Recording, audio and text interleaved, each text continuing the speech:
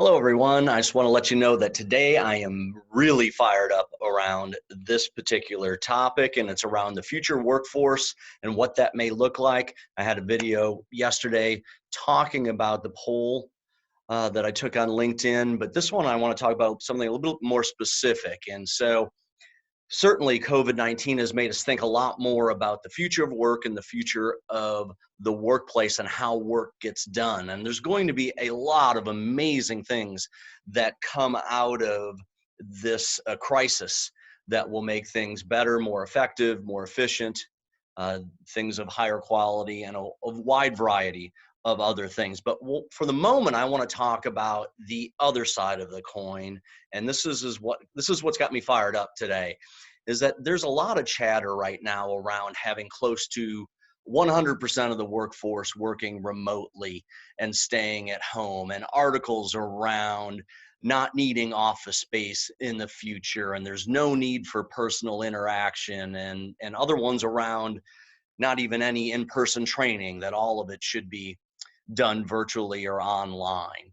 And so I want to just pump the brakes on that here for a little bit, because sometimes the next great idea is not that great of an idea. And just because we have the technology to do something does not mean that necessarily we should do it. I think we should think about things in more depth first before we dive into them. So for instance, your children, and I got a teenager right now. They have got their phone and their computer and all of these different technologies to do different ways of different channels of communication.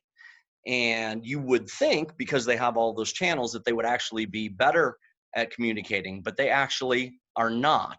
So they have the technology and they're actually worse at communicating than if they didn't have the technology. They're worse at face-to-face interaction. They're not very good at conflict.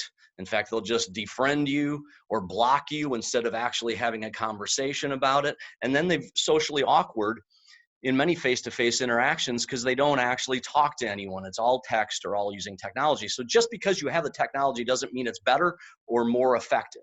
All right.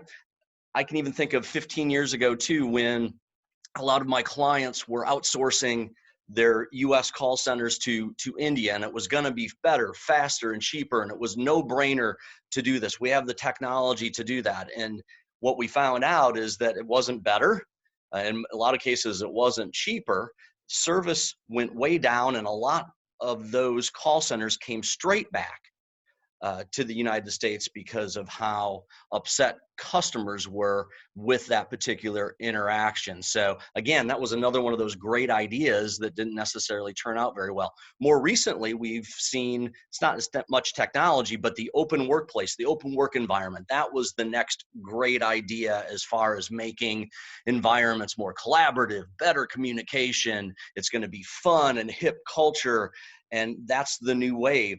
And what we found is that in most cases, none of those changes actually drove any new collaboration or innovation, and in some cases made things worse. So just because we have that next idea or somebody throws it out there doesn't mean that we should dive into it immediately. And what I want to talk about more specifically related to this today is around creativity and innovation. I think it's grossly premature to think that we can be as or even more creative and innovative in a remote work environment or a virtual work world than being in person.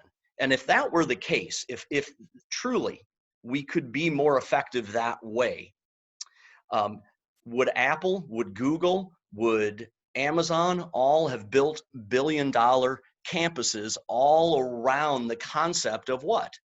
Social interaction, interaction with people, because their engine is creativity and innovation, and they understand their whole livelihood depends on their ability to interact that way. And which leads me to really what I think is the main point about driving creativity and driving innovation in your business. And it doesn't have to be Apple, Google, or Amazon. It's any business.